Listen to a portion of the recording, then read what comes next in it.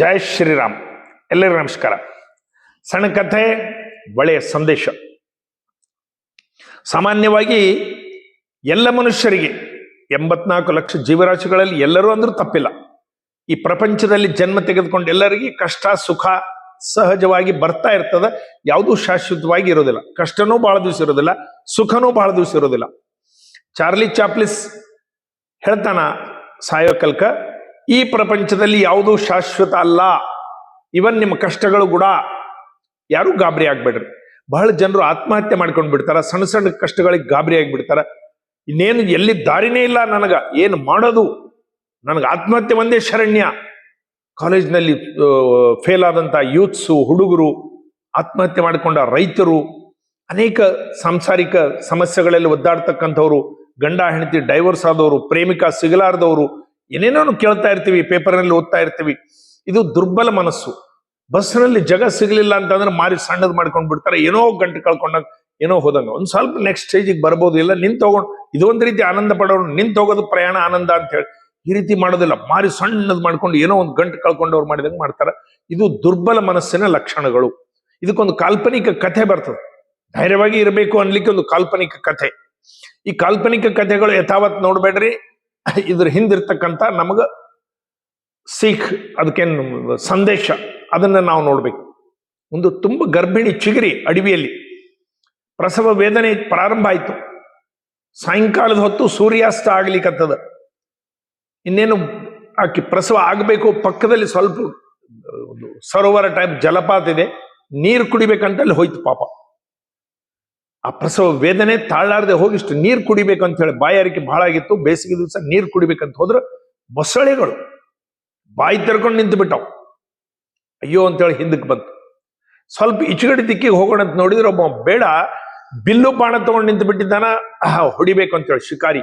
ಚಿಗರಿ ಸಿಕ್ತು ಅಂತ ಹೇಳಿ, ಅಯ್ಯೋ ಈಚುಗಡೆ ಹೋಗಂಗಿಲ್ಲ, ಈಚುಗಡೆ ಹೋಗಿಲ್ಲ, ಈ ಕಡೆ ಹೊಡಿದ್ರೆ ಆಯ್ತು ಅಂತ ಹಿಂದೆ ತಿರುಗಿ ನೋಡಿದ್ರೆ ಒಂದು ಸುಮ ಎಗ್ರಿ ಇನ್ನೇನು ಹಿಡಿಬೇಕು ಎಂಬ ಆಕ್ಷನ್ದಲ್ಲಿ ಕೂತು ಬಿಟ್ಟದು.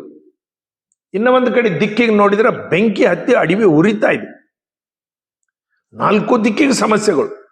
ಸೂರ್ಯಾಸ್ತದ ಸಮಯ, ಆ ವೇದನೆ, ಪ್ರಸವ ವೇದನೆ, ಪಾಪ ಚಿಗುರಿಗೆ ನೀರು ಕುಡಿಬೇಕು, ಬಾಯಾರಿಕೆ, ಇಷ್ಟೆಲ್ಲ ಕಷ್ಟಗಳು. ಎಲ್ಲಿ ಹೋಗಂಗಿಲ್ಲ.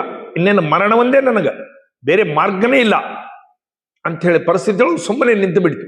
ಭಗವಂತನ ಲೀಲೆ ಅನ್ಬೇಕೋ ಅಥವಾ ಈ ಸೃಷ್ಟಿಯ ಒಂದು ನಿಯಮ ಅಂತಾರೋ, ಅವ ಬಾಣ ಜೋರಾಗಿ ಬಿಟ್ಬಿಟ್ಟ. ಅದು ಸ್ವಲ್ಪ ತಲೆ ಬಗ್ಗಿಸ್ತು. ಕೆಳಗೇನೋ ಹುಲ್ಲಿದೆ ಅಂತ ಹೇಳಿ ಏನ್ ಮಾಡ್ಬೇಕು, ಅದು ತಲೆ ಬಗ್ಗಿಸಿದಾಗ ಅದು ಸೀದಾ ಹೋಗಿ ಆ ಇದರದ ಭುಜಕ್ಕೆ ಬಿತ್ತು. ಆ ಸಿಂಹನ ಭುಜಕ್ಕೆ. ಸಿಂಹಗ ವಿಪರೀತ ಕೋಪ ಬಂತು. ಹೆಗರೇನಪ್ಪ ಅಂದ್ರೆ ಚಿಗುರಿನ ಬಿಟ್ಟು ಆ ಬೇಡನ ಹಿಂದೆ ಅಟ್ಟಿಸ್ಕೊಂಡು ಹೋಗ್ಲಿಕ್ಕತ್ತದು. ಬೇಟೆಗಾರ ಏನಿದ್ದ ಅವನಿಂದ ಬಿದ್ದು ಬಿಡ್ತು. ನನಗೆ ಬಾಣ ತಗೊಂಡು ಹೊಡೆದಿದ್ದಾನ ಅಂತ ಹೇಳಿ ಅವ ಓಡು ಸಿಂಹ ಓಡು ಎರಡು ಕಡೆ ಕ್ಲಿಯರ್ ಆಗಿಬಿಡ್ತು.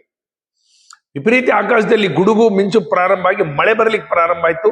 ಅಲ್ಲೆಲ್ಲ ಉರಿತಕ್ಕಂಥದ್ದೆಲ್ಲ ಶಾಂತ ಆಗಿ ಹೋಗ್ಬಿಡ್ತು. ಈ ಗುಡುಗು ಸಪ್ಪಳಿಗೆ ಮೊಸಳುಗಳೆಲ್ಲ ದೂರ ಹೋಗ್ಬಿಟ್ಟು ನೀರು ಕುಡಿದು ಹೊರಗೆ ಬಂತು. ಇದು ಕ್ಷಣಾರ್ಧದಲ್ಲಿ ಎಲ್ಲ ಆಗಿ ಹೋಗ್ಬಿಡ್ತು. ಒಂದು ಕ್ಷಣದ ಹಿಂದ ಮರಣ ಭಯ. ಇನ್ನೇನು ಅವ ಬಾಣ ಹೊಡಿದ್ದಾನೆ ಶಿಕಾರಿ ಮಾಡವ.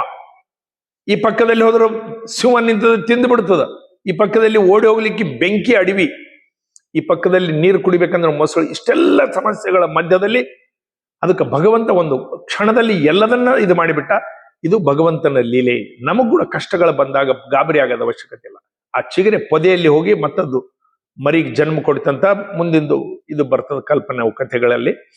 ಅದರ ನೋಡ್ರಿ, ಜೀವನದಲ್ಲಿ ಸಮಸ್ಯೆಗಳು ಬಂದಾಗ ಗಾಬರಿಯಾಗಿ ಪಲಾಯನವಾದ ಮಾಡಬಾರ್ದು. ಡರ್ಕೆ ಆಗೆ ಜೀತ್ ಹೈ ಹೇಳ್ತಾರೆ. ಹಿಂದಿ ಒಳಗೊಂದು ಡೈಲಾಗ್ ಅದ, ಡರ್ಕೆ ಆಗೆ ಜೀತ್ ಹೈ. ನಮ್ಗೆ ಎಲ್ಲಿ ಭಯ ಅದೋ ಆ ಭಯದಲ್ಲಿ ಹೋಗಿ ನೀವು ಧೈರ್ಯವಾಗಿ ಅದನ್ನ ಸಾಮನಾ ಮಾಡ್ರಿ. ಯಾವುದೇ ಒಂದು ಸಮಸ್ಯೆ ಬರಲಿ ಅದ್ರ ಬರಲಿ ಹೋಗ್ರಿ, ಅಲ್ಲಿ ಹೋಗಿ ನಿಂತು ಅದು ಏನ್ ಸಮಸ್ಯೆ ಅಂತೇಳಿ ಅದಕ್ಕೆ ಎದೆಗೊಂದು ನಿಂದ್ರಿ. ಅದ್ರ ಮುಂದೆ ಸ್ವಲ್ಪರಲ್ಲೇ ನಿಮಗೆ ಗೆಲುವು ಸಿಗ್ತದ. ಪಲಾಯನ ಮಾಡಿದ್ರಪ್ಪ ಅಂತಂದ್ರೆ ಅದೇ ಭಯ ನಿಮಗೆ ಭೂತಾಕಾರ ಆಗಿಬಿಡ್ತದ. ಹೋಗ್ರಿ, ಆ ಸಮಸ್ಯೆ ಮಾತಾಡ್ರಿ. ಅವ್ರ ಜೊತೆಗೆ ಜಗಳ ಆಗಿತ್ತು, ಇನ್ನೊಂದಿತ್ತು, ಪೊಲೀಸ್ ಕೇಸ್ ಇತ್ತು, ಕೋರ್ಟ್ ಇತ್ತು, ಒಳ್ಳೆದಿತ್ತು, ಕೆಟ್ಟದಿತ್ತು, ಸಾಲ ಕೊಡೋದು ತುಂಬ ಏನೇನು ಸಮಸ್ಯೆ ಬರಲಿ, ಮನೆ ಸಮಸ್ಯೆಗಳು ಬರಲಿ, ಕುಟುಂಬ ಸಮಸ್ಯೆಗಳು ಬರಲಿ, ಕೂಡ್ರಿ, ಮಾತಾಡ್ರಿ, ಹತ್ತಿರದಲ್ಲಿ ಹೋಗ್ರಿ. ಆ ಸಮಸ್ಯೆ ಸಾಲ್ವ್ ಆಗ್ತದ, ಪರಿಷ್ಕಾರ ಆಗ್ತದೆ. ಅದು ಪಲಾಯನವಾದ ಮಾಡಿದ್ರಿ, ಸುಮ್ಮನೆ ಇದ್ರಿ ಅಂದ್ರೆ ಅದು ನಿಮಗೆ 100 ಪಟ್ಟು ಜಾಸ್ತಿ ಬರ್ತದೆ. ಗುರು ಗೋವಿಂದ್ ಸಿಂಗನ 2 ಕೈಗಳನ್ನು ಕಟ್ಟಿ ಹಾಕಿದ್ದಾರೆ. ಪರಿಸ್ಥಿತಿ ನೋಡ್ರು ಒಮ್ಮೆ ಹೇಗಿರ್ತದೆ ಅಂತೇಳಿ 2 ಕೈಗಳನ್ನು ಕಟ್ಟಿ ಹಾಕಿದ್ದಾರ. ಇಸ್ಲಾಂ ಸ್ವೀಕಾರ ಮಾಡು. ಇಲ್ಲ, ನಾನು ಇಸ್ಲಾಂ ಸ್ವೀಕಾರ ಮಾಡೋದಿಲ್ಲ ಅಂದ ಔರಂಗಜೇಬ್. ಕಟ್ಟಿ ಹಾಕಿಬಿಟ್ಟಿದ್ದ. ಈತನ ಮಕ್ಕಳನ್ನ ತಗೊಂಡ್ ಬರ್ರಿ, ಹಿಂಗಾದ್ರೆ ಇವಾಗ ಕೇಳೋದಿಲ್ಲ. ಫತೇ ಸಿಂಗ್, ಜೋರಾವರ್ ಸಿಂಗ್ ಇಬ್ರು ಮಕ್ಕಳು. ಒಬ್ಬ 10 ವರ್ಷದವ, 8 ವರ್ಷದವ, ಗಂಡು ಮಕ್ಕಳು ಪಾಪ. ನಿಂದ್ರು ಸರಿ ಗೋಡೆ ಕಟ್ಟ್ರಿ ಅಂತ ಹೇಳ್ದ. ದಿನ ಒಂದಿಟ್ಟು ಹೆಂಗಿಡ್ರಿ, ಒಂದೇ ದಿವಸ ಗೋಡೆ ಕಟ್ಟಬೇಡ್ರಿ. ಎಂಥ ಕಷ್ಟದ ಸಮಯ, ಕಣ್ಣಲ್ಲಿ ನೀರು ಬರ್ತದ ಧಾರಾಕಾರವಾಗಿ. ಪಾಪ ತಂದೆ, ಚಿಕ್ಕ ಮಕ್ಕಳು 8 ಮತ್ತು 10 ವರ್ಷದ ಮಕ್ಕಳು, ಅವ್ರಿಗೆ ಕೂಡ ಹೇಳಿದ್ರು ಆ ಮಕ್ಕಳು ಎಲ್ಲ ನಮ್ಮ ತಂದೆ ಹೇಳಿದಂಗೆ ನಾವು ಇಸ್ಲಾಂ ಸ್ವೀಕಾರ ಮಾಡೋದಿಲ್ಲ ಅಂತ ಹೇಳಿದ್ರು. ದಿನ ಒಂದೊಂದು ಇಟ್ಟಂಗೆಳೆ ಏರಿಸ್ತಾ ಬಂದ್ರು. ದೊಡ್ಡ ಅಣ್ಣಗ ಕಣ್ಣಲ್ಲಿ ನೀರು ಬಂತು, ಅಳ್ಳಿಕ್ಕೆ ಚಾಲು ಮಾಡಿದ. ನೆಕ್ಸ್ಟ್ ಡೇ ತಮ್ಮ ಸಾಯ್ತಾನ. ಅವನ ಮೇಲೆ ಲಾಸ್ಟ್ ಇಟ್ಟಂಗೆ ಇಲ್ಲಿವರೆಗೆ ಬಂತದ, ಇನ್ನ ಒಂದು ಇಟ್ಟಂಗೆ ಇಟ್ಟು ಮುಚ್ಚಿಬಿಡೋರು. ಅವಾಗ ಅಣ್ಣ ಅಳಬೇಡ, ನೀನ್ ನನ್ಕಿನ ದೊಡ್ಡದ, ನೀನು ಧೈರ್ಯವಾಗಿರ್ಬೇಕು, ಗಟ್ಟಿ ಇರ್ಬೇಕು, ಅಪ್ಪ ಇದ್ದ ನೋಡಲ್ಲಿ ಎದುರುಗಡೆ, ನೀನ್ ಹತ್ರ ಹೆಂಗ ಅಂತ ತಮ್ಮ ಹೇಳ್ತಾನ ಫತೇ ಸಿಂಗ್. ಅವಾಗ ಜೋರಾವರ್ ಸಿಂಗ್ ಹೇಳ್ತಾನ, ತಮ್ಮ ನಾನು ನಿನ್ ಸಲುವಾಗಿ ಅಳ್ಳಿಕತ್ತಿಲ್ಲ, ನೀನು ಸಾಯ್ತಿ ಅಂತ ನಾ ಅಳ್ತಾ ಇಲ್ಲಪ್ಪ. ಪ್ರಪಂಚದಲ್ಲಿ ಬಂದವ ಮೊದಲು ನೀನು ಹೋಗ್ತಾ ಇದ್ದಿ, ಅದಕ್ಕೋಸ್ಕರ ನನಗೆ ಅಳು ಬಂತೆ ಹೊರತು ನಿನ್ನ ಸಲುವಾಗಿ ಔರಂಗಜೇಬ್ ಅಂಜಿ ನಾನು ಅಳ್ತಾ ಇಲ್ಲ ಅಂತ ಹೇಳಿ. ಎಂಥ ಸಮಯದಲ್ಲಿ ಧೈರ್ಯ, ಎಂಥ ಸಮಯದಲ್ಲಿ ಈ ಮಾತುಗಳು. ಎದರ ತಂದಿನ ಕಟ್ಟಿ ಹಾಕಿದ್ದಾರೆ, ತಮ್ಮ ಸಾಯ್ತಾ ಇದ್ದಾನ, ನೆಕ್ಸ್ಟ್ ಡೇ ಅತ್ತೊಂದು ಮರಣ ಬರ್ತದ. ಇಂಥ ಸಮಯದಲ್ಲಿ ಸಹಿತ ಧೈರ್ಯ ಬಿಡ್ಲಾರ್ದಂಥ ಸಂಸ್ಕೃತಿ ನಮ್ದು, ಅಂಥ ಅವ್ರ ಪರಂಪರೆ ನಾವು. ಕಾರಣ ನಾವೆಂದೂ ಆಳಬಾರ್ದು. ಭಗತ್ ಸಿಂಗ್ ತಾಯಿಗೆ ಹೇಳಿದ್ರು, ನಿನ್ನ ಮಗನಿಗೆ ನಾಳೆ 6 ಗಂಟೆಗೆ ಫಾಸಿ ಕೊಡ್ತಾ ಇದ್ದೀವಿ, ಒಂದ್ಸಲ ಮಾತಾಡು. ಬಂದ್ರು ಜೈಲಿಗೆ. ಭಗತ್ ಎದುರಿದ್ದಾನ. ನೆಕ್ಸ್ಟ್ 6 ಗಂಟೆಗೆ ಫಾಸಿ. ಹಳ್ಳಿ ಕತ್ಲು. ಪೊಲೀಸರು ಕೇಳಿದ್ರು, ಅಮ್ಮ ತಾಯಿ ಅಳ್ತಾ ಇದ್ದಿ, ನಿನ್ನ ಮಗನಿಗೆ ನಾಳೆ ಫಾಸಿ ಕೊಡ್ತೀವಿ, 5 ಗಂಟೆಗೆ, ಅದಕ್ಕೆ ಅಳ್ತಾ ಇದ್ಯಾ?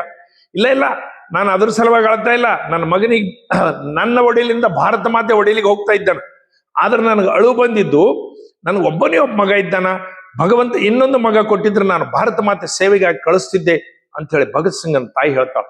ನೋಡ್ರಿ, ಎಂತಹ ಮಹಾನುಭಾವರು ನಮ್ಮ ದೇಶದಲ್ಲಿ ಹುಟ್ಟಿದ್ದಾರೆ. ಅಂಥವ್ರ ಕಥೆಗಳನ್ನು ಜ್ಞಾಪಕ ಮಾಡಿಕೊಂಡು ನಮ್ಮ ಬಂದ ಕಷ್ಟನ ಧೈರ್ಯದಿಂದ ಎದುರಿಸಬೇಕು. ಯೂತ್ಸ್ ವಿಶೇಷವಾಗಿ ಧೈರ್ಯವಾಗಿರಬೇಕು. ಯಾವುದೇ ಸಮಸ್ಯೆ ಬಂದರೂ ಅಂಜಬೇಡ್ರಿ, ಧೈರ್ಯವಾಗಿರ್ರಿ. ಭಾರತ್ ಮಾತಾಗಿ ಜೈ. ಎಲ್ಲರೂ ನಮಸ್ಕಾರ.